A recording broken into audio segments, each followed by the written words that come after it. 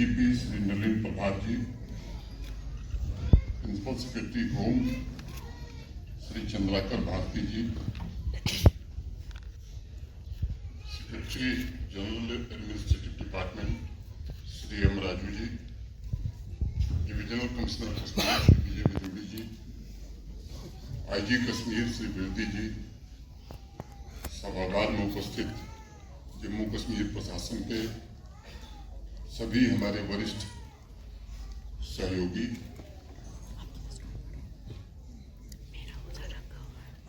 श्रीनगर जिला प्रशासन के अधिकारी, यहाँ सभागार में उपस्थित सभी टेरर विक्टिम फैमिलीज, देवियों, सज्जनों और मित्रों। तो दिल्ली साहब ने शेर पढ़ दिया तो मैं सोच रहा था कि मुझे भी शुरुआत वहीं से करनी चाहिए। बाद मुद्दत के मिले हैं दीवाने, बाद मुद्दत के मिले हैं दीवाने, कहने सुनने को बहुत है अफसाने, खुली हवा में जरा सांस तो ले लें तो कब तक रहेगी बहार न जाने।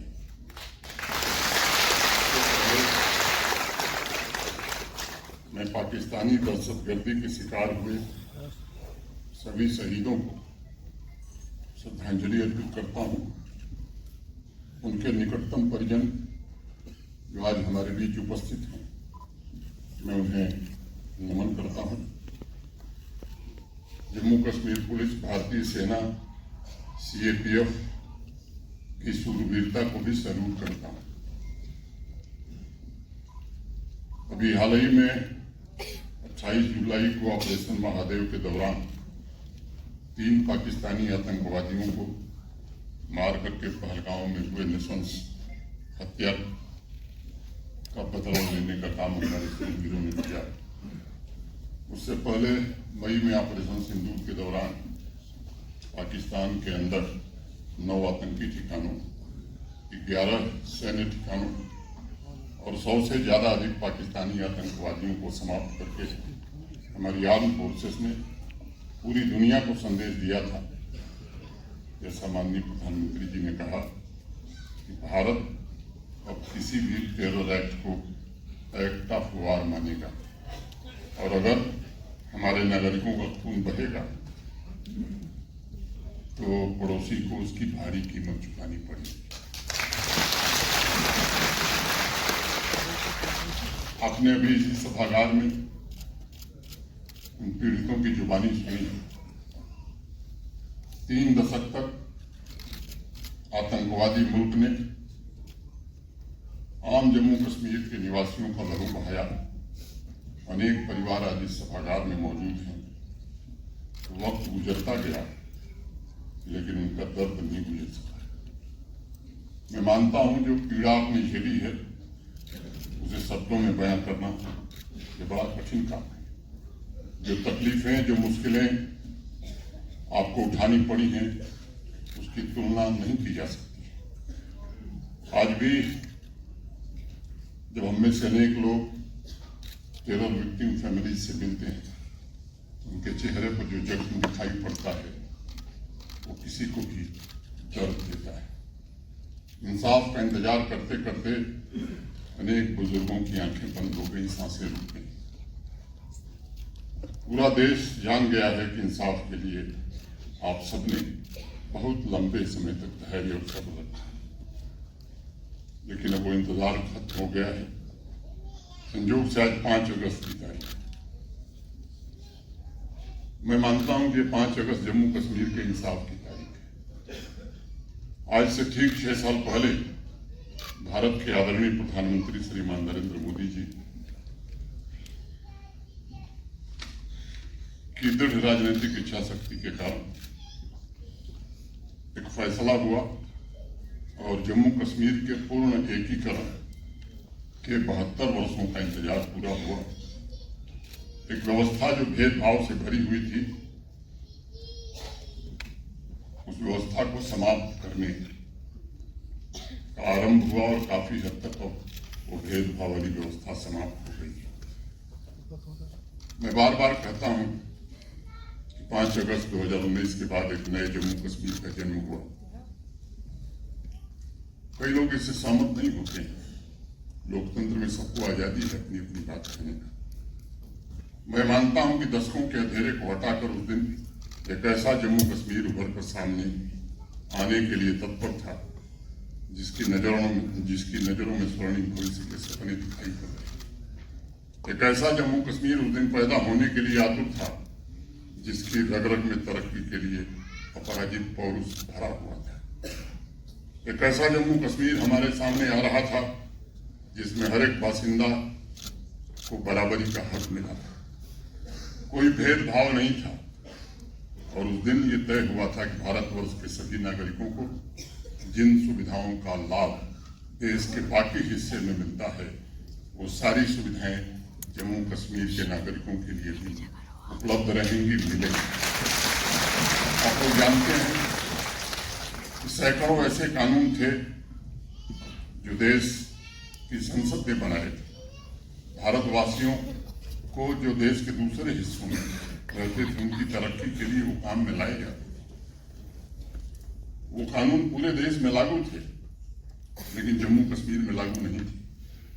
6 वर्ष पहले आजादी के दिन 890 से ज्यादा ऐसे कानून और उनका लाभ जम्मू कश्मीर के लिए सुनिश्चित हो इसका मार्ग प्रशस्त हुआ था।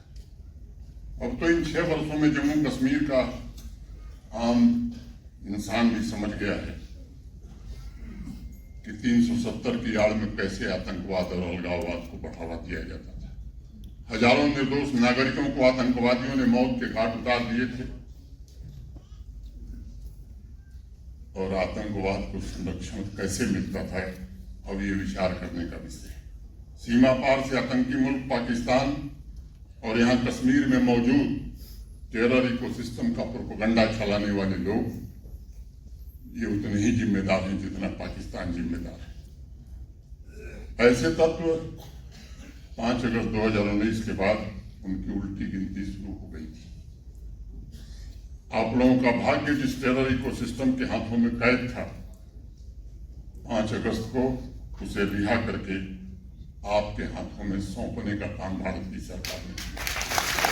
हजारों ऐसे परिवार जिनके माँ बाप भाई बहन पाकिस्तान समर्थित आतंकवादियों के हाथों शहीद हुए थे उन्हें 5 अगस्त को एक नया जीवन मिला। अनेक ऐसे परिवार थे जो 3 दशक से खौफ के साये में जी रहे थे, जीने की उम्मीद छोड़ दिया था। उन्हें अब जीवन के उम्मीद की पहली किरण नजर आ रही। मैं जानता हूं आप सभी इस नए जम्मू कश्मीर का इंतजार कर रहे थे। कुछ लोग इस परिवर्तन की तरफ आंख मूंद कर बैठे हैं, पूछते हैं ये नया क्या है जम्मू कश्मीर। मैं उनसे कहना चाहता हूं कि नया जम्मू कश्मीर वह है जहां वह आतंकवादियों की नहीं बल्कि जम्मू कश्मीर के असली शहीदों को नौकरी दी जाती है, उनको नौकरी नहीं दी जाती। नया जम्मू कश्मीर वह है जहां आतंकवादियों के मरने पर आंसू नहीं बहाए जाते बल्कि आम कश्मीरियों के आंसू पोंछने का इंतजाम जम्मू कश्मीर का प्रशासन करता है। नया जम्मू कश्मीर वह है जहां सरकारी सिस्टम में बैठे आतंकी तत्वों की चुन चुन कर सफाई करने का काम जम्मू कश्मीर का प्रशासन करता है और टेरर विक्टिम फैमिलीज के दशकों से भरे जख्म पर मरहम लगाकर उन्हें नौकरी और आर्थिक सहायता देने का काम करता है। नया जम्मू कश्मीर वह है जहां अलगाववादियों को नहीं बल्कि आम कश्मीरियों को गले लगाया जाता है। नया जम्मू कश्मीर वह है जहां बच्चों के हाथों में पत्थर नहीं कलम है। नया जम्मू कश्मीर वह है जहां पूरे वर्ष स्कूल कॉलेज यूनिवर्सिटी खुले रहते हैं। नया जम्मू कश्मीर वह है जहां बंद और हड़ताल का कैलेंडर पाकिस्तान नहीं जारी करता बल्कि नेशनल और इंटरनेशनल कार्यक्रमों के कैलेंडर जम्मू कश्मीर का प्रशासन जारी करता है। नया जम्मू कश्मीर वह है जहां हमारा युवा इनोवेशन और रिसर्च में नई उपलब्धियां हासिल कर रहा है। नया जम्मू कश्मीर वह है जहां हमारा युवा अब स्ट्रीट वायलेंस नहीं बल्कि स्टार्टअप्स पर फोकस कर रहा है।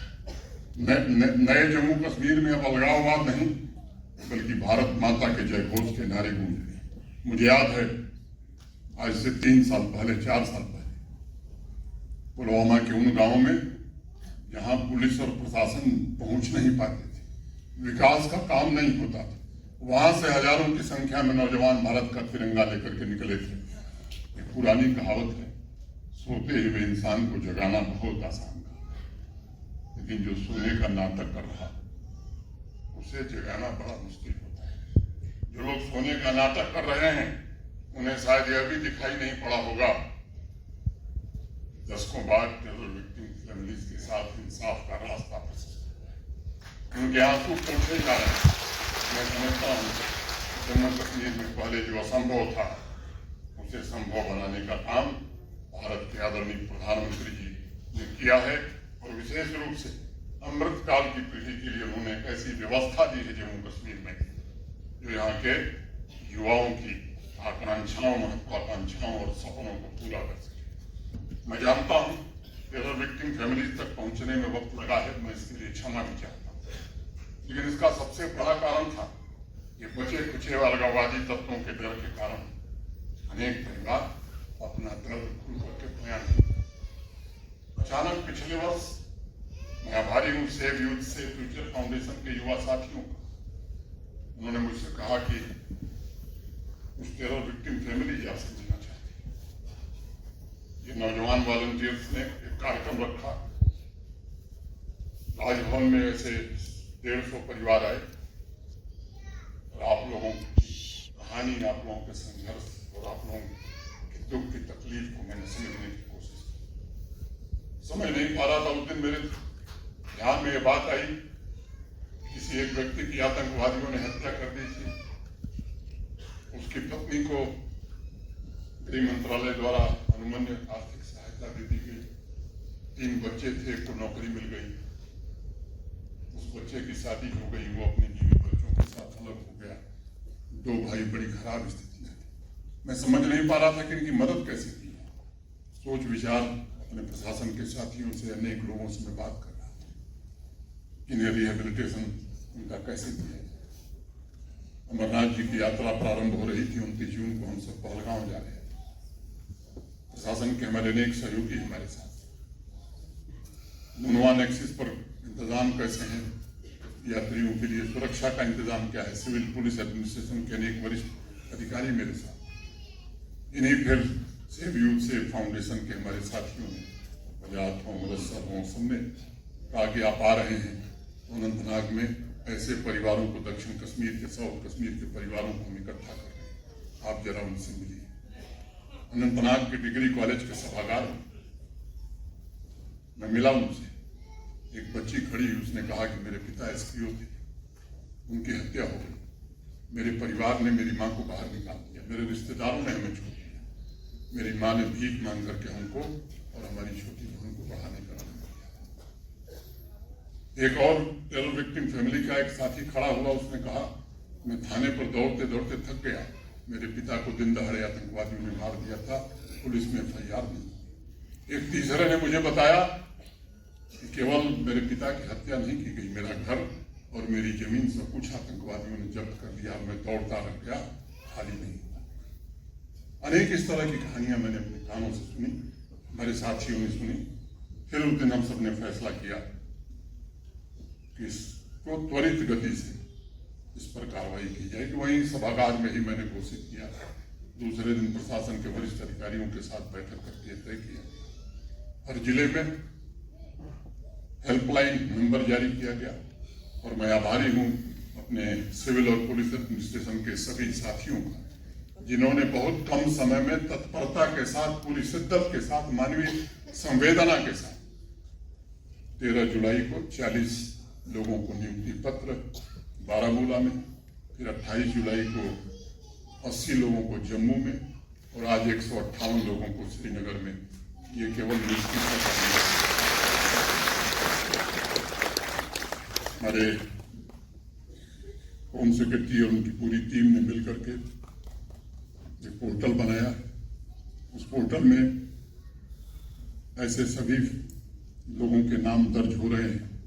FIR नहीं हुई है तो वो भी होगी, प्रॉपर्टी अगर हड़प लिया है तो वो भी दिलवाया जाएगा, नौकरी नहीं मिली है जो वाजिब है, मैं सब दोहरा रहा हूँ, जो वास्तव में वाजिब हकदार है उसे नौकरी भी मिलेगी, जिसे आर्थिक सहायता नहीं मिलेगी। और एक प्रशासन के हमारे वरिष्ठ साथियों ने फैसला किया इन परिवारों से अगर कोई सेल्फ एम्प्लॉयमेंट के लिए आगे आना चाहता है तो उन्हें आर्थिक सहायता और उनकी होल्ड हैंडिंग भी जम्मू कश्मीर प्रशासन करेगा। और तेज गति से काम 29 जून को जिस बच्ची ने अपनी कहानी बताई थी, यास्मीना नाम है उसका, 17 जुलाई 2002 को खपटनाक इस मुकाम के रहने वाले उसके पिता एसपीओ मोहम्मद अयूब खान आतंकी हिंसा के शिकार। देश सेवा में उन्होंने जब शहादत दी तब उनकी 2 बेटियां, एक 3 साल की थी, एक 1 साल की थी। आज उनकी बड़ी बेटी यास्मीना और उनकी मां श्रीमती रशीदा बानो हमारे बीच मौजूद है। मोहम्मद अयूब की मौत के बाद परिवार को सिर्फ सामाजिक बहिष्कार का ही सामना नहीं करना पड़ा, बल्कि उनके सामने जीवन गुजारने का संकट खड़ा था। उन्हें अपना घर छोड़ना पड़ा। 15 साल परिवार संकट झेलते हुए अपना गुजर बसर करता रहा। यास्मीना ने मुझे कहा था कि उसकी मां को कई बार भोजन और दवाओं के लिए भीख तक मांगनी पड़ी। लोगों के घर में बर्तन मांज कर उसकी मां ने परिवार का भरण पोषण किया। इतने कष्ट और संघर्ष के बावजूद मां ने सुनिश्चित किया कि दोनों बेटियों को बेसिक एजुकेशन प्राप्त हो और आज यास्मीना को सरकारी नौकरी का पत्र यहाँ मिला है। मुझे इस बात में 23 साल की देरी का अफसोस है, लेकिन साथ में इस बात की बेहद खुशी है कि जस्टिस भी है। और इतने कम समय में मैंने पहले भी कहा कि प्रशासन के साथियों ने जिस शिद्दत और संवेदनशीलता से काम किया है वो निश्चित रूप से काबिल तारीफ। ये सिलसिला रुकने वाला नहीं। जिनके अजीज आतंकियों की गोली के शिकार हुए हैं उन्हें चिंता करने की जरूरत है। उनकी चिंता करने के लिए भारत के प्रधानमंत्री श्रीमान नरेंद्र मोदी ने अच्छी व्यवस्था जम्मू कश्मीर में बनाई। ये निरंतर चलता रहे। और मैं आपको अपने साथियों के साथ भरोसा देना चाहता हूं कि जब तक आतंकियों के जुर्म के शिकार के हर एक परिवार को इंसाफ नहीं मिलता है, डिस्ट्रिक्ट हेल्पलाइन हो, डिविजनल हेल्पलाइन हो या हमारे पोर्टल हो, हम ऐसे परिवारों की जानकारी भी लेते रहेंगे और उन्हें न्याय और मदद भी देते रहेंगे।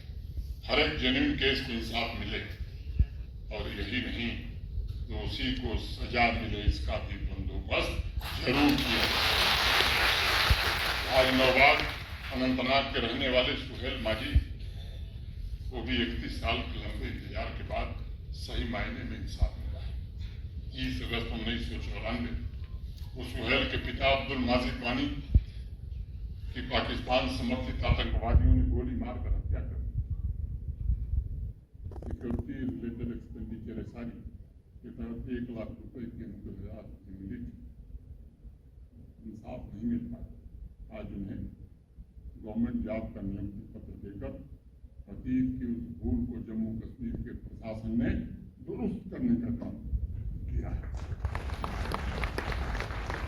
25 सालों से अनेक किस्म के दर्द से परिवार गुजरा है।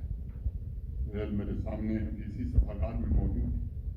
मैं उनसे कहना चाहता हूँ कि आपके वालिद ने आपके लिए और इस खानदान के लिए जो सपने सजोए थे वे सपने अब पूरा हों, इसका इंतजाम जम्मू कश्मीर के प्रशासन ने किया है। आपकी जो एस्पिरेशन थी, मैं ईश्वर से अल्लाह से दुआ करता हूँ कि वो जरूर पूरी। ये सिर्फ अपॉइंटमेंट लेटर देकर हमने काम पूरा खत्म नहीं किया है।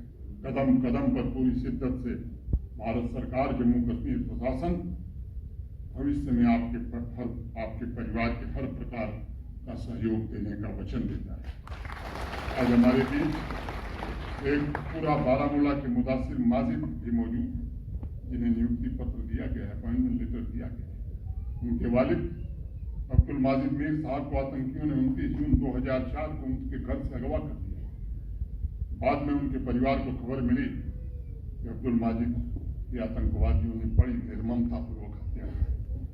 उनके शहीद होने के बावजूद ऐसा कोई कदम नहीं उठाया गया जिससे उनका परिवार एक सम्मानित और गरिमापूर्ण जीवन व्यतीत करे। पूरे परिवार के सिर से कमाने वाले का साया उड़ गया।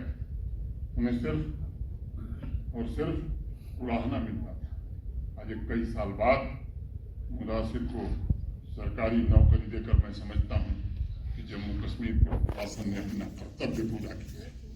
अब्दुल माजिद साहब के जाने से उनके परिवार में जो शून्य आया था उसे पैसे और नौकरी से नहीं भरा जा सकता, ये मैं जानता हूँ, लेकिन ये जरूर सुनिश्चित किया जाएगा कि अब उनका परिवार इज्जत से अपना भरण पोषण कर सके, सम्मान से जी सके। 24 फरवरी सन 2000 के दिन जम्मू कश्मीर पुलिस के एसपीओ मंजूर अहमद राथर की पाकिस्तान समर्थित आतंकवादियों ने गोली मारकर हत्या कर दी। वो वारपुरा और बारामूला के रहने वाले थे। 25 साल गुजर गए, लेकिन उस परिवार को न कोई सहायता मिली, न कोई मुआवजा मिला। आज उनके बेटे खुर्शीद अहमद राथर को सरकारी नौकरी मिली। उनका इंतजार अब खत्म हुआ है। कुलगाम के परवेज अहमद दार आज हमारे बीच उपस्थित हैं। 6 जुलाई 1996 को आतंकवादियों ने परवेज अहमद दार के वालिद गुलाम कादिर की हत्या की थी। उसके बाद परिवार में एक और त्रासदी घटी। 30 जुलाई 2004 को उनके भाई एजाज अहमद दार की भी हत्या आतंकवादियों ने कर दी। परवेज ने जो दर्द झेला है उसकी कल्पना से भी रूह कांप जाती है। वालिद की मौत के बाद 29 साल बाद आज परवेज को भी इंसाफ मिला है। आज इस अवसर पर मैं कहना चाहता हूँ और मैं बार बार दोहराता हूँ, तरक्की के लिए अमन पूर्व शर्त है। विकास तभी होगा जब शांति रहेगी। एक सभ्य समाज में आतंकवाद के लिए कोई स्थान नहीं हो सकता। हमारी परंपरा आपसी सद्भाव की परंपरा रही और इस भावना को जो लोग कमजोर करना चाहते हैं उन्हें केवल पुलिस और प्रशासन सबक सिखावे जरूरी नहीं है। आवाम की भी जिम्मेदारी है कि उन्हें सबक सिखाने का काम हो। जम्मू कश्मीर की कई पीढ़ियों ने पड़ोसी मुल्क के द्वारा चलाए जा रहे आतंकवाद का दंश झेला है। आज जब दशकों बाद इंसाफ मिल रहा है तो प्रत्येक व्यक्ति से मैं निवेदन करूंगा, आपको संकल्प लेना चाहिए कि अब ऐसा कुछ भी नहीं होने देंगे। मैं आपको भरोसा देता हूं कि बुरे सपनों का वक्त बीत चुका है। भय, भ्रष्टाचार से दुर्दशा फैलाने वालों का समय अब जम्मू कश्मीर से खत्म हो गया है। Jammu Kashmir rule of law से चलेगा। विकास की धारा को अगर कोई अवरुद्ध करना चाहता है तो अवरुद्ध नहीं होने दिया जाएगा। मैं मानता हूं इंसाफ के नए युग की शुरुआत एक बहुत बड़ी उपलब्धि है और साथ ही ये नई पीढ़ी को जम्मू कश्मीर को और बेहतर बनाने की जिम्मेदारी भी सौंप दी है। नई पीढ़ी को ये सोचने की जरूरत है कि दुनिया के विकसित देश आधुनिकता के किस रास्ते पर चल रहे हैं। भारत के बाकी राज्य किस तेज गति से आगे बढ़ते हैं। उन रास्तों पर हम आग्रह करेंगे अपने नौजवानों से कि आप भी नजर कराइए। आपको यह तय करना है कि जाना कहाँ है। विकसित भारत आज देश का संकल्प है। आज हम दुनिया की चौथी बड़ी अर्थव्यवस्था बन गए। जल्द ही तीसरी बड़ी अर्थव्यवस्था हम बनना चाहते हैं। ऐसे में अमन, शांति, आपसी सहयोग से जम्मू कश्मीर के लोग मिलकर के काम करें। उस व्यवस्था को पूरी तरह हमें दफन करना होगा जिन्होंने आपके सपने को दफन किया था। आज आप एक पल के लिए सोचिए, 6 साल पहले जो व्यवस्था थी वो व्यवस्था रहती तो क्या यह संभव हो पाता? आप खुद सोचिए, आप इस पर विचार करें। क्या वह व्यवस्था आपको आधुनिकता के रास्ते पर ले जा सकती थी? क्या उस व्यवस्था में आप अपनी मर्जी के मालिक बन सकते थे?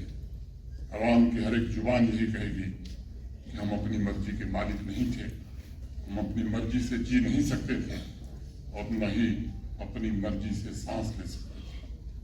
अब हम अपनी मर्जी के मालिक हैं। अब हम अपनी किस्मत स्वयं लिख रहे हैं। मैं टेरर विक्टिम फैमिलीज में भी अपनी किस्मत लिखने का नया आत्मविश्वास देखा। पिछले 3-4 बार से मैं उन लोगों को देख रहा, वो अपने लिए, आवाम के लिए और पूरे जम्मू कश्मीर के लिए कुछ नया निर्मित करना चाहते हैं। उनके लिए शांति और मोहब्बत सबसे बेशकीमती है। मैं आप सबसे गुजारिश करता हूँ, जिस वजह से यहाँ आपको 30-35 वर्ष तक घुटन के माहौल में जीना पड़ा था, वैसी व्यवस्था इस जम्मू कश्मीर में कभी न बने, इसका संकल्प इस सभागार में लेकर के जाएंगे। आज के दिन हमारा सबसे बड़ा संकल्प यही होना चाहिए। अंत में सिकंदर जी से अपनी बात खत्म करूंगा। कुछ लोग तुम्हें समझाएंगे, वो तुमको खौफ दिलाएंगे। कुछ लोग तुम्हें समझाएंगे, वो तुमको खौफ दिलाएंगे। जो है वो ठीक हो सकता है। इस राह में रहजन है। रहजन माने हाईवे रबर। कुछ और यहाँ हो सकता है।